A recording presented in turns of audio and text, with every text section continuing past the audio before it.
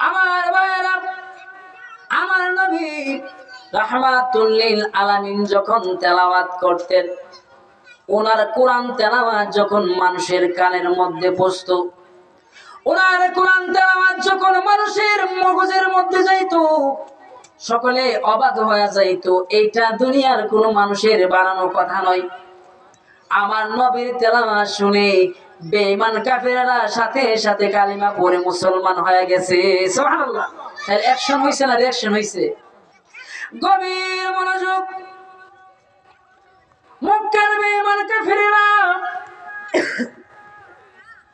দিনের বেলা প্রচার শুরু করে দিল, মুহাম্মদ হইল জাদুকর, মুহাম্মদ হইল পাগল, মুহাম্মদ হইল খারাপ মানুষ।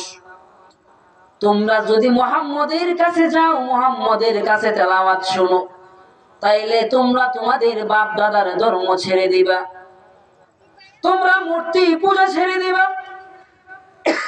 এই জন্য সকল বেঈমান কাফিররা একজোট হয়ে সিদ্ধান্ত নিল মুহাম্মদের তেলাওয়াত শোনা যাবে না, মুহাম্মদের কাছে যাওয়া যাবে না। এই সিদ্ধান্ত করে তারা ফয়সালা করে দিল। রাত্র যখন গভীর হয়, সকল মানুষ যখন গভীর ঘুমে আচ্ছন্ন, আমার নবী খানায় কাবার মধ্যে বাইতুল্লাহর মধ্যে গভীর রাত্রে সেজদায় পড়ে তারাবির তাহাজ্জুদের মুসল্লায় দাঁড়ায়া নবী যখন কোরআন তেলাওয়াত করে, আমার নবী যখন বাইতুল্লাহর মধ্যে কোরআন তেলাওয়াত করে, আবু জাহেল উতবা সাইবা গভীর রজনীতে বাইতুল্লাহর সাথে কান লাগায়া নবীর তেলাওয়াত শুনে বলেন সুবহানাল্লাহ।